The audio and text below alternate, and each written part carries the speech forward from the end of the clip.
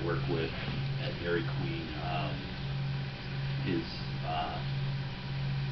I don't know if it's his girlfriend, but anyway, they were close, and she's really overtaken by drugs, from what he has told me.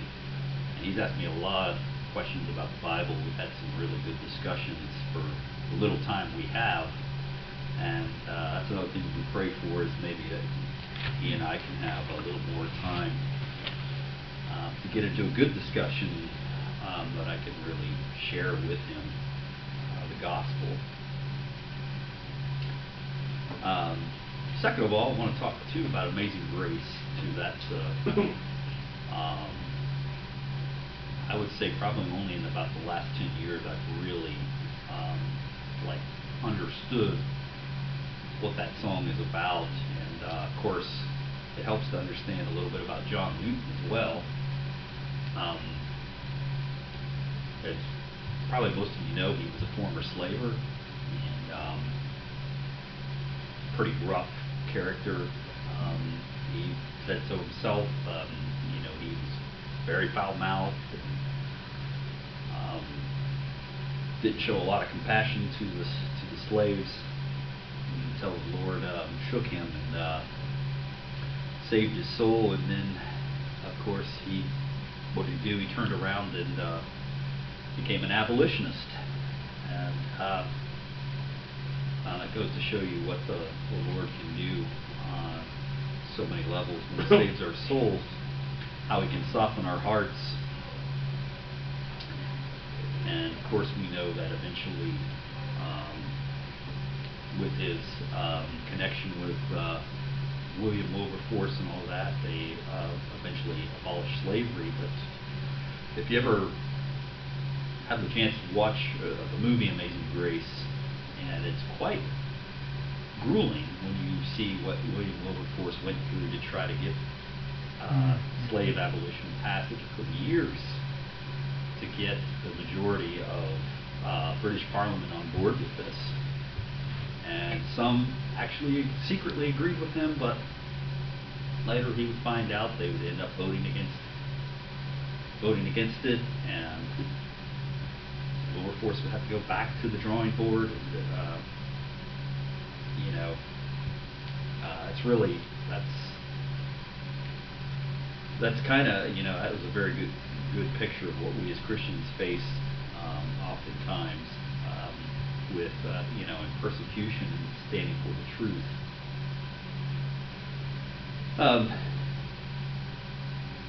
So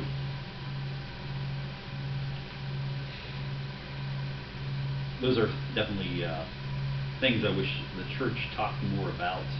I think if you took just one hymn, you could really make quite a sermon out of it. Because I think of how many beautiful hymns I've sung but didn't have a clue about the writer or the background of that hymn and the scriptural references to that hymn.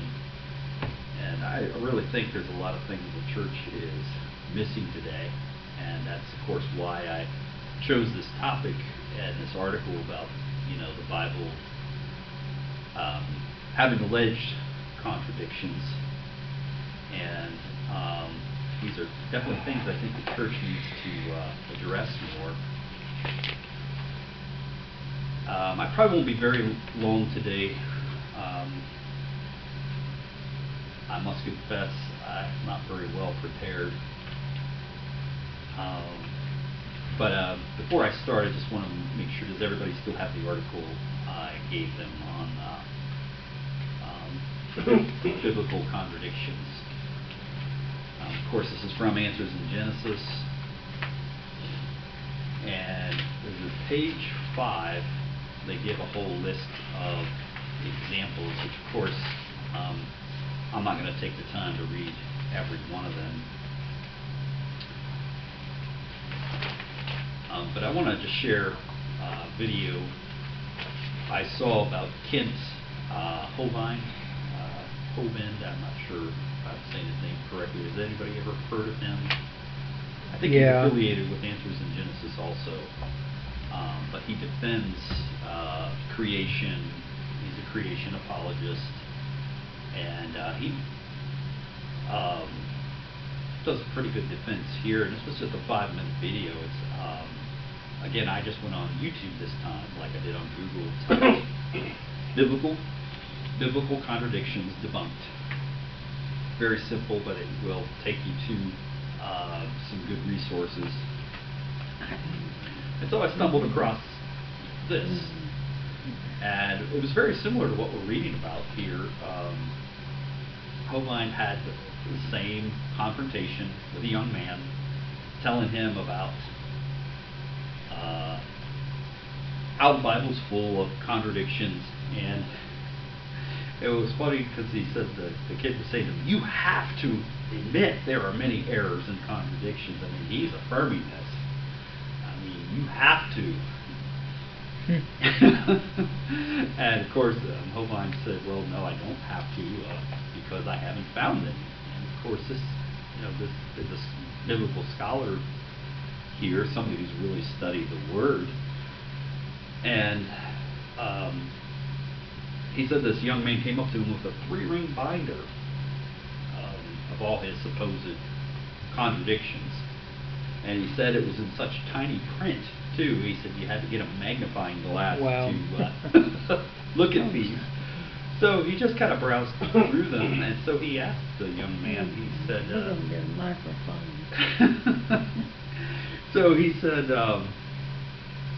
have you looked at these closely, and if so, which contradictions do you think is the strongest? In other words, pull up just one, the one you think is the strongest argument. And so the young man admitted that he hadn't looked at a single one very closely. He just took them from somebody else, like the other guy we talked about earlier in this article, who just copied and pasted a bunch of contradictions without really examining them. So, once again, what it comes down to is unbelief. As I used the verse last week in Psalms, that the fool has said, "There is no God." You know, for somebody to spend that much time trying to dispute something he thinks is not true, deep down he knows it is true. Oh, yeah. And that's why he's having to do that, because I don't see anybody on Facebook railing against Little Red Riding Hood. Yeah. Because we all know it's false. Yeah. Right. But here, these people spend their life trying to disprove something they don't believe is true. Mm-hmm. Yeah. Why waste your time? Yeah. I think it's really kind of the same way with creation and evolution. Because clearly Darwin struggled, obviously. That was obvious. And because he was actually originally studying to be a minister himself. Right. So obviously he already had struggles from the beginning. And clearly he had his demons too, because like I said, he was I mean, people aren't going to bring this out into the open, but you do research, you find he was horrible with animals. Like, for a guy who supposedly loved science, he was really sadistic, because they said he would just take a hammer to a bird's head for just his enjoyment. And the way he hunted, like, you could take forgive me, but I'm just going to use a term we're familiar with. You take the most redneck hunter down here, he's going to be more he's going to be a better steward of that deer he kills than Charles Darwin would have. Charles Darwin just shot the kill, just let the carcass go. Whereas, you know, hunters, I mean, they're obviously, sure, they're doing it because they like to do it, but at the same time, though, you know, they use it for what it's supposed to be for, and that's food. And God told us that those animals can be used for food, as he told Noah as they were coming off the ark. And there was a little more. I mean, this guy wasn't a total atheist, but what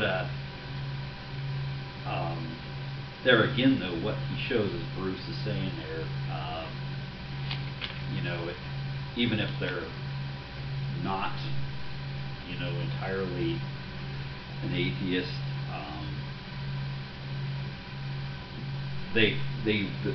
whether they believe in God or what kind of a God, that they ultimately just want to believe in a God of their image. That's really what it comes down to. Because I've heard people on TV, particularly, I heard this lady a long time ago, and it's just, I know we have to be loving, but it's just cringeworthy. And she says, well, and there was a Christian, you know, quoting the Bible word for word, and she said, well, I think my God is a little bit nicer. Mm-hmm. Well, I always like what Ray Comfort says to responses like that. So then, if you know, is Hitler going to get his own little cottage in heaven? Then if God is that nice, and he's not going to send anybody to hell. He's the only bad guy in history.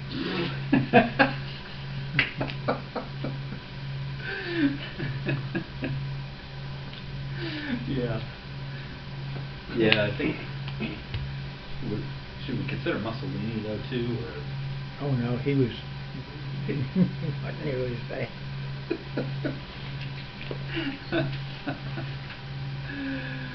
Okay.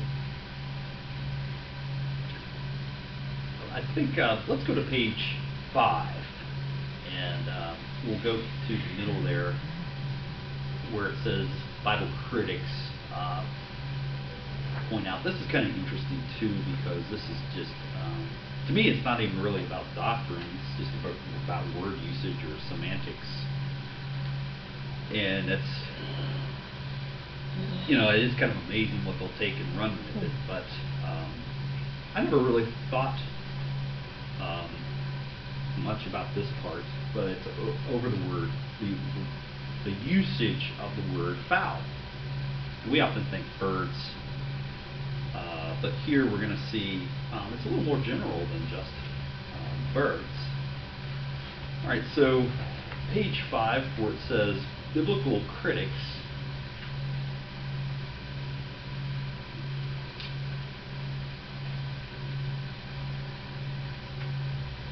Biblical critics point out that, in their view, the writer of Leviticus is ignorant. He must have thought bats were birds, whereas we now classify them as mammals.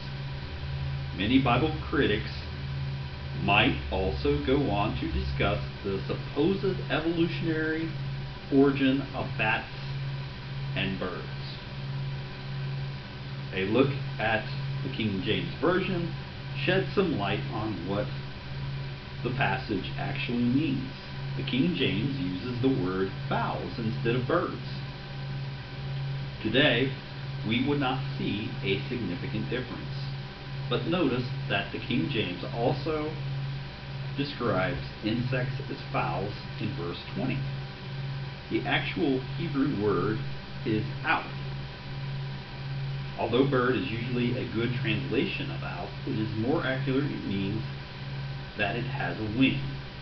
It is therefore completely in order for the word to be used of birds, flying insects, and bats. It could presumably also be used of the pterodons and other flying reptiles. This translation of owl is supported by noting its use in Genesis 1:20. Then God said, "Let the waters abound with an abundance of living creatures, and let birds fly above the earth across the face of the firmament of the heavens." Well, I also think too, another misunderstood passage is in Jonah. People fight whether it was a fish or a whale that swallowed Jonah, but the Bible clearly says it was a fish. And I don't think there's any mistake in there, since God was the one who sent it after all, that it was clearly a fish. And of course, that's another area people want to argue over too, that yes, I mean, to the human being it does sound like a pretty wild story, but nonetheless, you know, that's what Jonah accounts. And the other thing is too, I think the Phoenicians that were taking him on this voyage,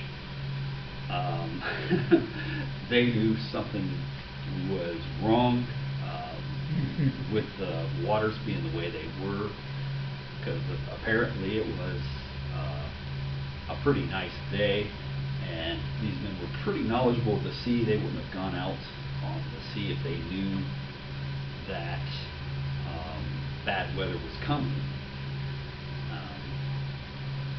So the testimony of them is pretty strong too, and of course they would repent as they threw Jonah overboard. And I believe, if I'm missing something here, you can fill in the blanks, but didn't they even offer up a burnt offering to the Lord or something? I know they did something very contrite after Jonah was tossed overboard. But one thing that's really interesting about Jonah, I know this is a little off track, but he's often referred to as the missionary prophet because of his ministry to Nineveh. And I think that's very interesting. I know that he had a real almost vendetta against them, but nonetheless, God used him in a mighty way, and that impacted, you know, for years to come. Some people say that many of the Syrian Christians in around Iraq as well trace their heritage back to Jonah. So that's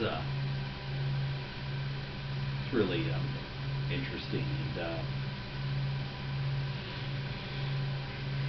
something to ponder. All right, moving on. Forgive the small print there. There it says, "How could the young Samuel have been sleeping in the temple when the temple was not built until much later?" There are two allegations referred to in 1 Samuel 3:3. The verse is quoted below from the King James, the NIV, and the New King James. "And ere the lamp of God went out in the temple of the Lord, where the ark of God was, and Samuel was laid down to sleep." The lamp of God had not yet gone out, and Samuel was lying down in the temple of the Lord, where the ark of God was. And before the lamp of God went in the tabernacle of the Lord, where the ark of God was, and while Samuel was lying down. The translation used by the New King James gives a clue as to where the first misunderstanding comes from. The Hebrew word is hikal. This word is used of the temple, but the word is literally a large building or edifice. Commentators have suggested that before the building of the temple, the word was often applied to the sacred tabernacle. Therefore, it is perfectly possible for Samuel to have been asleep in this tabernacle. This alleged discrepancy is not so much a mistranslation as a misunderstanding. Okay. Any comments or questions before we go to the next paragraph? Well, you can drive by Tabernacle Baptist Church or a Baptist Tabernacle today, and it's as solid as any other building. Yeah, exactly. So I mean, you can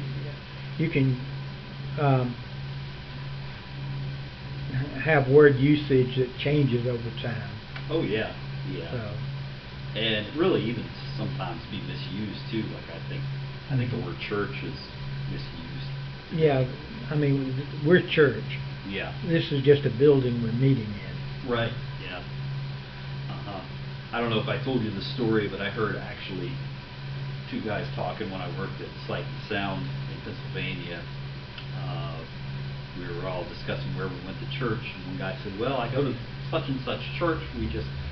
We're meeting at a warehouse, or maybe it was a school. I don't remember exactly." And the other guy says, "Well, I really don't want to go to a church like that. I want to go to a real church." I mean, of course, he's obviously talking about the building. And yeah. I guess it's got to have a steeple and. Here's a church. There's a steeple. Open the door and. Yes. Yeah. Yeah, and again, it's just a matter of studying some simple vocabulary, because the church obviously is the called out group, it's assembly. The building is really only a vehicle, so I mean, you can meet in a basement, you know. We may have to in the future.